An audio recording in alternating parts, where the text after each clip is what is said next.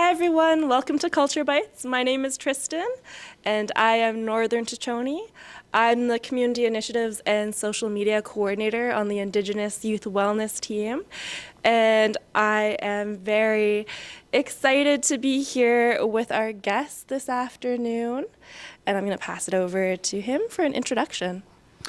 Hello, I am Leonard Nookemis.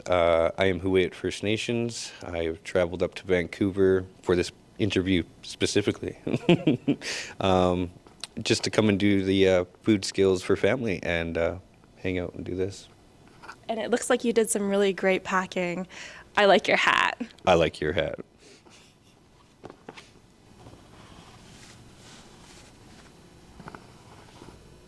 I think we're ready now. Yes. What do you think? I agree.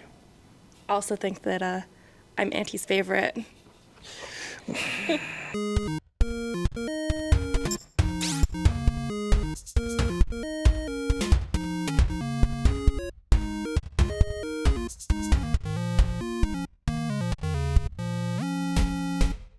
I'll give it to you. It's your show. You gotta read it.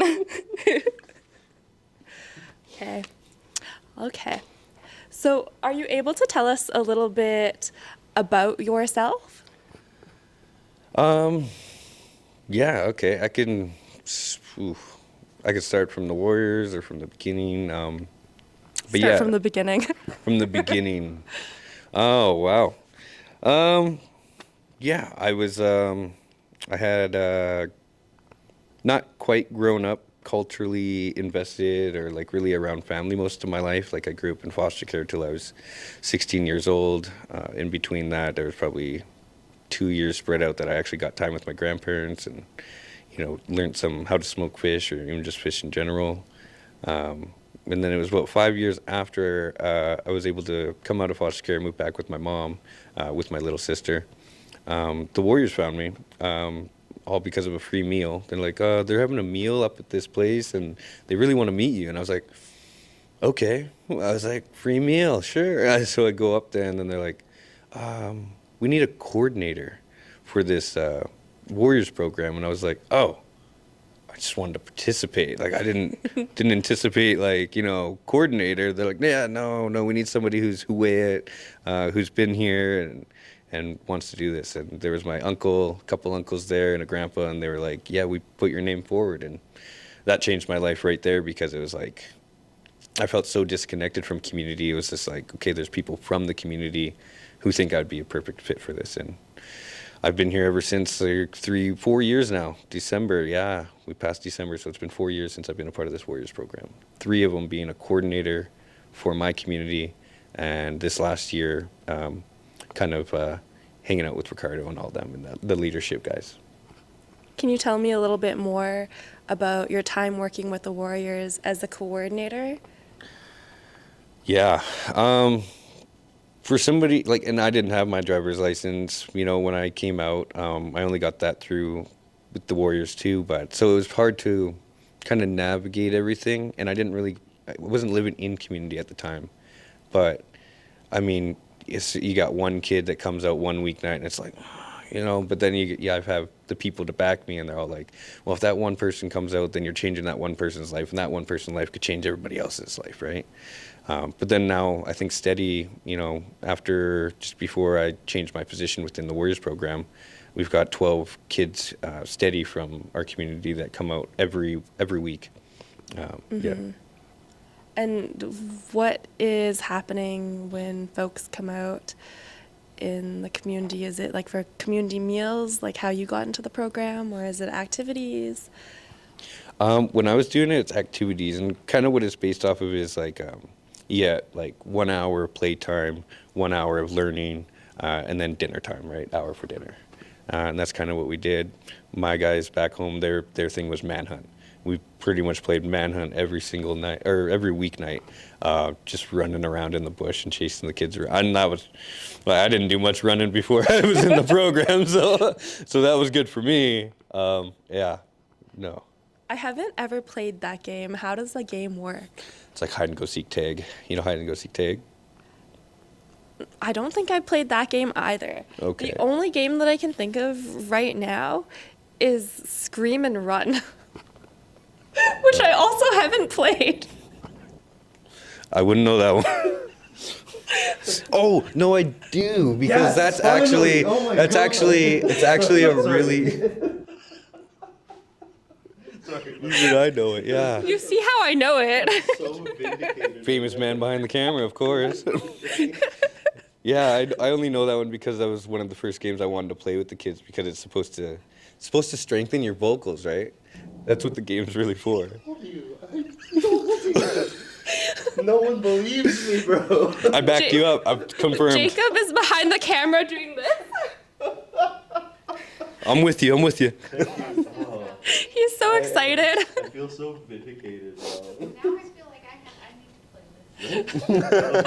Okay, anyway, sorry. So if anyone wants to play Scream and Run, Hit us up. You got it. We'll get you a hat. this is how we'll figure out who Auntie's favorite really is. That's like yeah. Has to walk away. He walked away. Oh man. Oh man. Duck with teeth. Anyway, Goose with teeth. Goose. talking about hide and go seek tag. Right. So one person starts off as it, right? And they count to 30 or something like that, and everybody else goes and hides. And then this one person, after they're done counting, goes out, finds a person, tags that person, and then that person is also it with them. And so now they're both helping to find everybody around. Last one caught wins. Okay. So there's a lot of running around. Lots of running around. Lots. Yeah. I know how tricky it is when you've gone for a long time without running and you try to go back into it.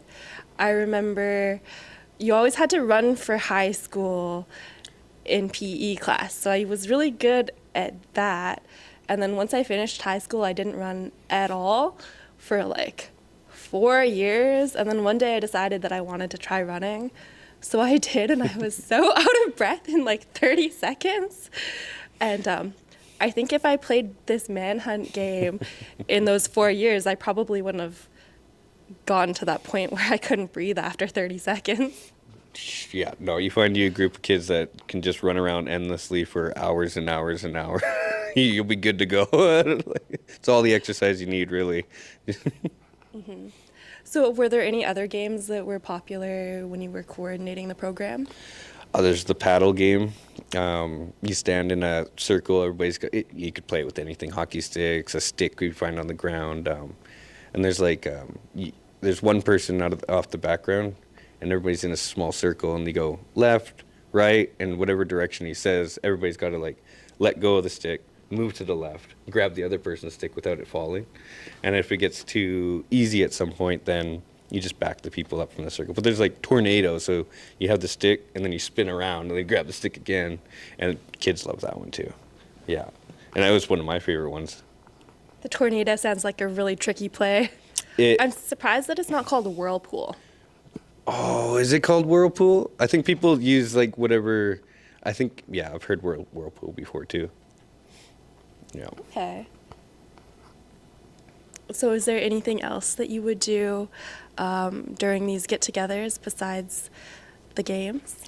Yeah, fire making. We've done jarn workshops with them before. Knot tying. Yeah, just a bunch of things that, like, when I was growing up, I'm like, oh, that skill would have been nice to know. So I was like, well, let's bring it to the table. Then I can figure it out too. And that's kind of how it worked for me, is like I would figure something out, and then I would just bring it to the table, like just figuring it out, and then showing them, and then it would it'd be locked up in my mind. I don't know. That's just how it worked for me. Mm-hmm. I like that you mentioned knot tying. I feel like that's a really important skill to have when you're out on the land.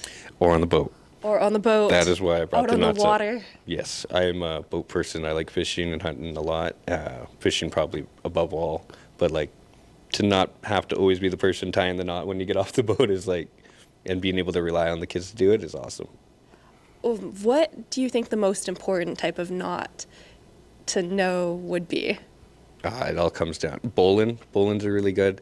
I only really know 3. A clove hitch, which is perfect for tying up boats.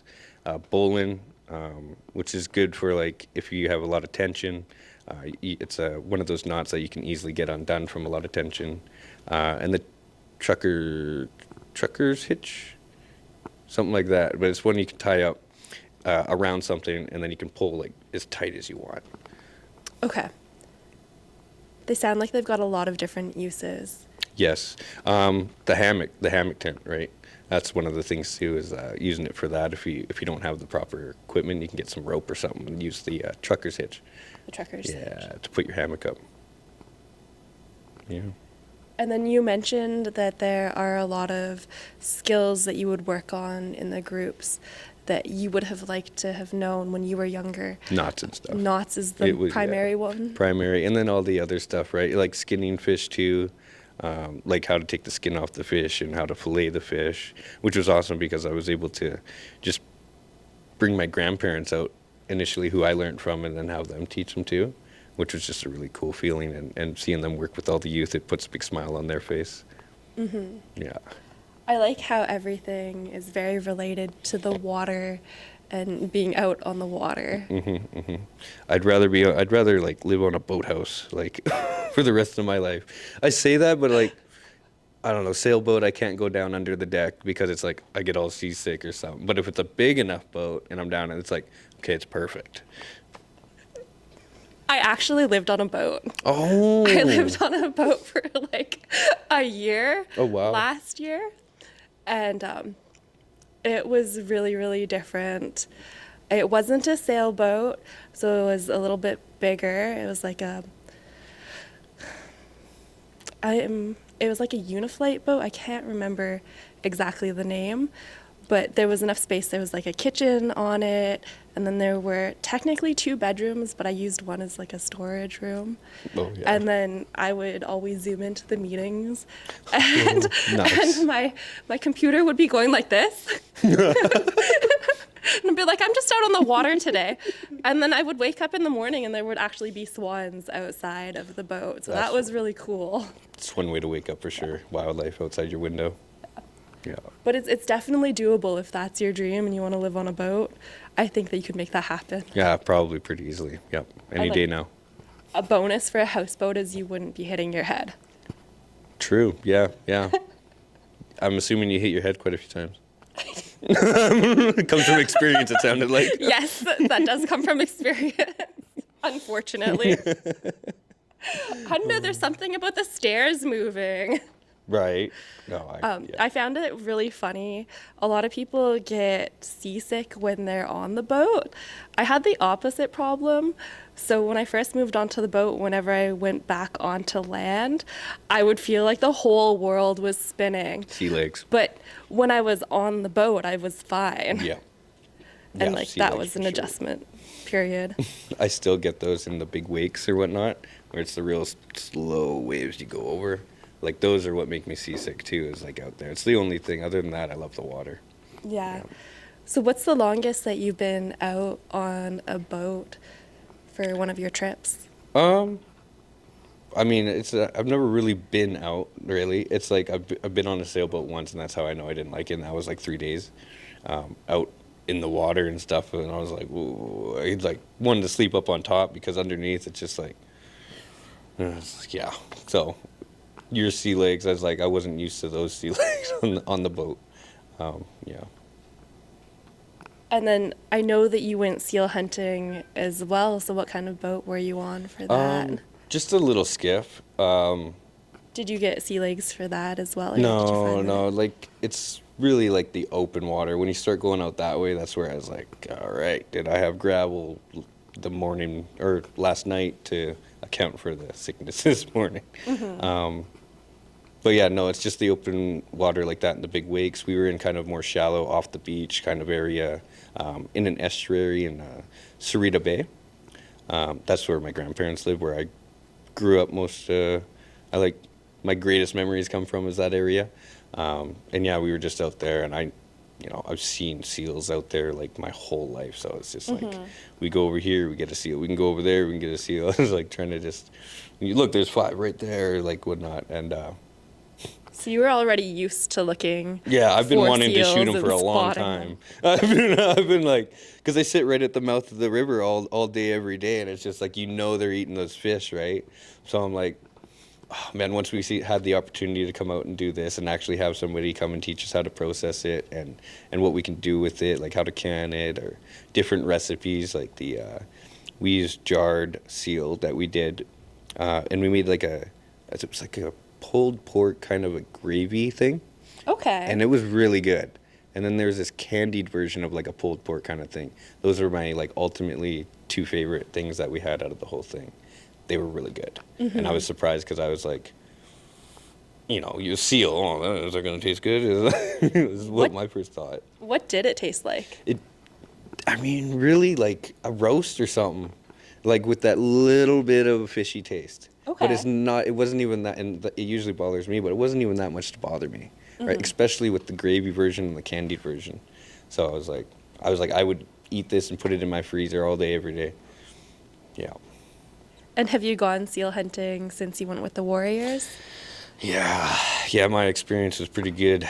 I went out on the boat with Andrew Clappus. He was here today, and because it's our territory, we were out there. So we went out with one of the locals, lives right across the river from my grandparents.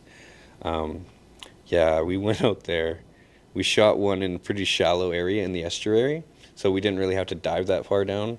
My biggest problem was taking this big gaff and like poking down in the water through all the blood, the brightest blood I've ever seen. And I'm swimming in it, right? It was just swimming in it, and it's just like, oh man. And it's scary because you pop your head up every once in a while. There's a sea lion like just over there or something, and it's like, they got massive heads, and it's like you're in the same water, and I'm just like, this isn't like, I want to be on the boat, not in the water. I'm an on the boat person. But yeah, poking around, it took me probably 5-10 minutes to poke around and feel mushiness. And I was like, oh, that's got to be something. And then like trying to get it up out of the water and like lift it with the gaff pole. I was able to finally get it. And the boat was there waiting. Actually, when I looked up, they were pretty far away from me, which I was like, hey, I was like, come get me, please. I was holding it too, like trying to hold it above water. It was all good, but I imagine the seal's pretty heavy too, hey? It's not as heavy as if it was a sea lion, that's for sure. Seals are the smaller version, right?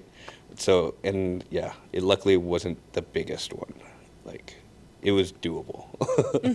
But it was still like, took me 5 minutes probably just to like nudge it up or whatnot because I couldn't gaff it under the water. Well, I was going blind through the blood, which Casey didn't get that up. He had to go get his wetsuit, and then he came back, all the blood was gone, and when I told him my experience, he's like, oh, we never swam through the blood. I was like, what? I was like, what? I was like, yeah, it was good. So is there anything that you would do differently to prepare for a seal hunt in the future?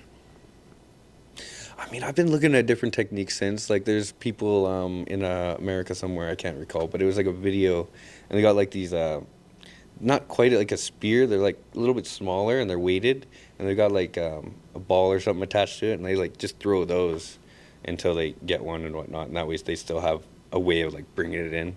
And also, what was it? Like, you less risk of actually having it sink on you and not being able to retrieve it.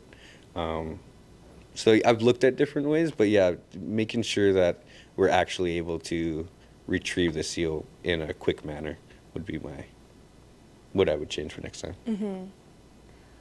And are there any other experiences with the Warriors that you'd like to share about? Oh, trapping. We've done a fair amount of trapping. I've had the opportunity to go up to Atlin. It's like right at the Yukon border. I know exactly where that is. Now you're talking my language. There we go, yeah. Yeah. Oh, I don't know if we got to do, and I was moose hunting, but... now you're really talking my language. We went up there moose hunting one time, and we got skunked, but like the day after we left, we get the phone call, and it's like, oh, they just got one. It was like the day after we left. We were there maybe like 5 days or something. And I'm just like, oh, man, we missed that opportunity. I think that's happened twice now since I've gone up there. But yeah, to the cabin up there in Atlin that we were thinking of trapping at, it's just like, a gorgeous area to do it. Gotten my hand stuck in the trap once.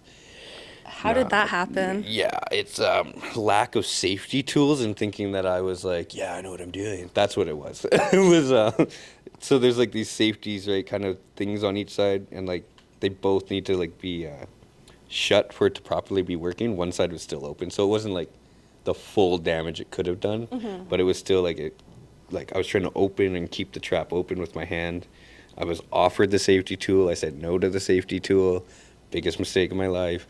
Not the biggest. I mean, my fingers are still here, but still it hurt a lot. Like Ricardo was there and Bryce and George from Ucluelet. And Bryce just starts laughing because he turned around. Ricardo didn't notice yet, but I'm just like, it's stuck like kind of like that, traps on my finger and thumb, and I'm just like trying to like pull it out. I'm like, oh, it's not coming out. I was like trying to just remain calm. I'm kind of dancing around. And then I'm like, Ricardo, can you help me? And he goes, oh, hold on, runs to the back of the truck. I'm like, yeah, hold on, I'm holding on. And he tries to put this trap on and he unclamps it. And then he like thought he got this finger out. He didn't see the thumb that was under my sweater. So it was still on there. And I was just like, no, you're not done. He got it off. I was like, woohoo, that hurt. So when you were trapping, did you get anything? What were you looking for? Martins was probably my first animal that I've skinned myself. And I was so proud. I got whiskers. I got the nose and I got like the whiskers on it still. And I gifted that one to my grandma. So it sits on the shelf. And she used to have 2 little chihuahuas, but she's never really an animal person. But you know how non-animal people say that, and they're like actually animal people. Like, she's totally that. I'm like, so I got her that. I'm like, look, it doesn't yap back at you, Grandma. It doesn't like do anything. It just sits on your lap. It's fluffy. She's like, it's my favorite pet ever. Talking about martins, that reminds me of like my grandma's house. She did a lot of trapping when she was younger, and I think even until more recently she was doing a lot of trapping. Nice. Yeah, it's definitely one of those skills worth knowing. Yeah, and it's like where I started with my hunting experience. Like I just started getting into hunting this year too, and going out on my own, not on my own, but with like my friends and stuff, like kind of like gaining my own experience outside of the Warriors program, but like through the Warriors program, that's what gave me the idea of like, because sometimes we go out in such big groups that like you always want to give it to the younger person, right? You don't want to like take that opportunity away from them.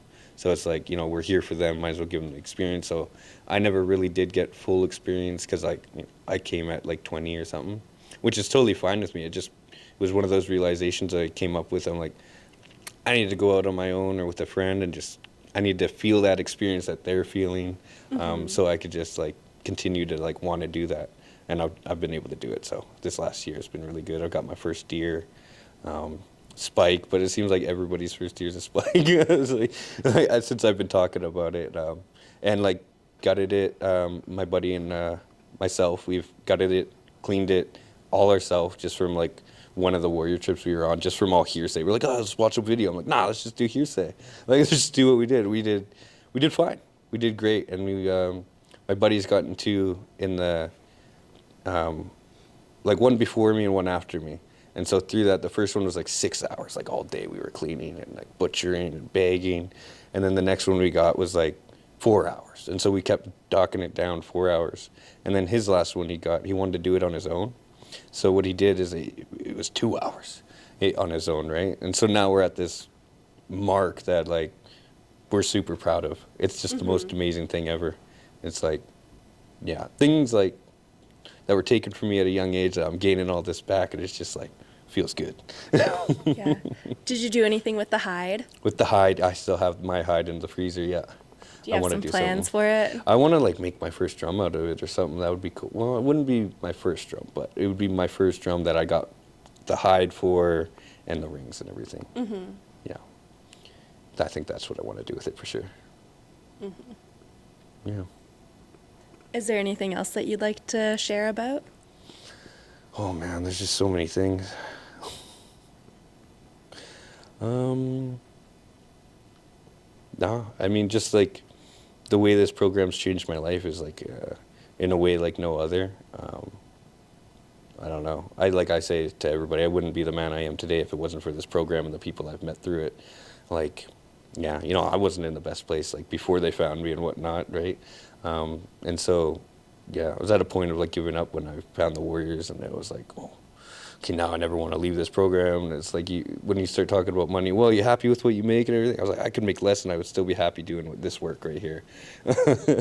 Like, you could pay me not at all to be here. I was like, he's like, I'd be here anyways. yeah, I would be here anyways, man. Exactly what I want to be doing. Yeah, exactly. It's that like calling in life almost, for sure. It's just, I've always loved lifting other people up, which is, I guess, a curse in a way. Because, like, I don't really look at myself, like, lift myself up all the time. I've always been like, you got this. And they're like, you got this. I'm like, oh, I do got that. It's like, I haven't heard that one in a while. Yeah, so now you've got this big community and they're pointing this out to you. Yeah. Is there anything that you do for yourself in terms of wellness? Fishing. Fishing? Fishing all day, every day. As much as I can. I just, like, me and my friend have been trying to, like, they're like, oh yeah, like salt fishermen can't, become fresh fishermen because like it's not the same or anything. Totally proved that wrong this year, that's for sure. We are like the best at like salt fishing, I swear. Record lingcods, I can't remember what it was, but I caught mine in Cayuquit. I was up, they tried to like, as soon as I reeled it into the boat, I caught one of those orange rock fish. Wasn't even on the hook. Reeled it up, I'm like, I'm standing on the front of the boat, I'm like, grab the net. And they're like, we don't have a net. I'm like, what? I'm like, grab the gaff hook. I don't care. Grab something. And then it's like a cab, so I had to walk along the side of the boat. The fish wasn't even fully on the hook. So I walked to the end. Somehow we were able to gaff it into the thing, and they were like, oh, man, we need to marry you in somehow. They're like, what family could he go with? They're like, we haven't seen a lingcod this big out here ever, and then you come out? And I was like, I don't know. Yeah. You'll have to tell us, like, what could that compare to in terms of size? Oh, man, I don't know. I had to use two hands, though, and, like, hold it up. It was probably down just to, like, half my shin or something from, like, up here, just holding it, like, two-handing it. And it was the same with my buddy Ravens, like, the same freaking size. It's just crazy. Like, it's like and then lingcod got the biggest mouth ever, so it's, like, coming up from, like, under the water, and it's just, like, a big mouth, and you're like, oh my god, it's massive. And then luckily we have old towns, like 13-foot old towns. We usually go fishing in those kayaks and like the lakes and stuff. But I was in the tinner, fortunately. My grandpa's little tinner, he lets me take it out every once in a while.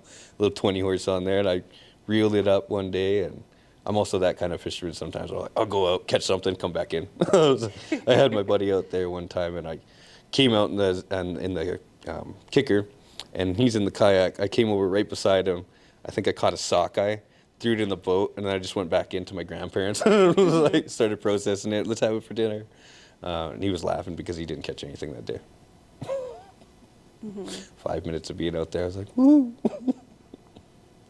Yeah. Is there anything else that you do for wellness? Oh, man.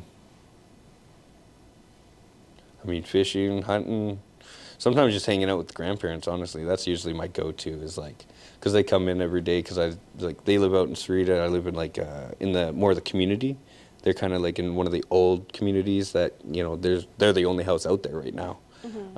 So other than our neighbor across the river, but that's a 5-minute boat ride or a half an hour drive all the way around to them. So yeah, grandparents, it's like some days they'll just come by at noon and just like come, hey, what are you doing today? And check in, or like, hey, can you look up this video for me? Like, so I do that, and then I'm like, you know what? I'm gonna come out with you guys tonight, because it's just like, I grew up on generator power, and it would only come on at 6 p.m. And we'd watch 2 to 3 movies, DVDs, VHS. I grew up in VHS, and then it would be like those 2 or 3 movies, and then the power would go off, and then I got like this Xbox 360 when I was younger, and it was like, never played online on it because we didn't have online, or what was that? It was like, and so I'd always bug my grandpa when I'd have a friend come over, be like, hey, can we turn the power on, Grandpa, please? Like, my buddy's here. He's like, no, it's a waste of gas. You wait till 6. I'm like, oh, okay. Yeah. Then you probably end up spending a lot of time outside. Or like talking and hearing stories? Yeah, lots of talking and hearing stories. Like I'm pretty, like I could just sit with my grandparents and just stare out the window all day. Ocean view and just stay. Like sometimes we do, it's like quiet for like an hour. We're just sitting there. Or they're puzzling. They love their puzzles, 1,000-piece puzzles. Yeah. Yeah, it's a sense of calm. It's what like calmed all my nerves and like brought me to my center self, is being out there on the land with them. Because they taught me how to smoke fish, how to gill net, how to fish by rod, like all of those things. Yeah. How to ride little quads and crash them. We don't talk about that. So do you have any advice that you would like to share with youth? Or anything that you would share with your younger self? Oh, with my younger self. Yeah. There's a lot.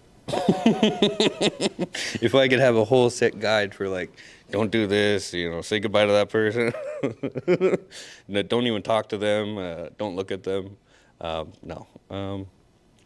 Yeah, just to start saying yes to, things that are brought to your table more earlier than I decided to, right?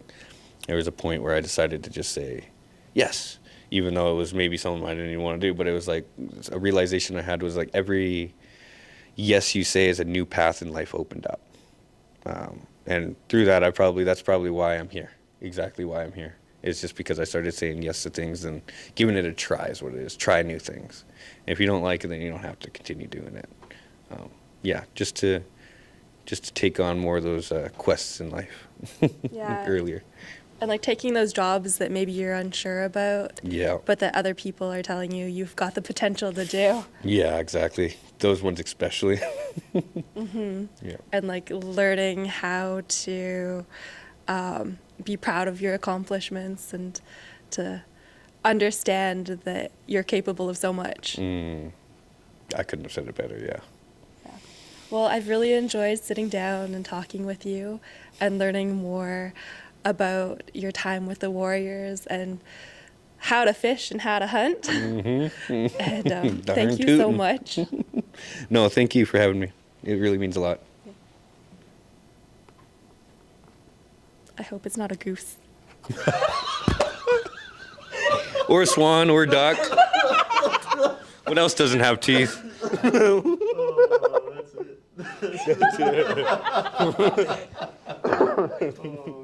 Goose comes flying in through the door. I'd be gone. Oh my god. Well, should they call that the end or what? Yeah. Yeah, I think that's good. The end. Heck yeah. That's all she wrote. Yeah. That's it, folks. That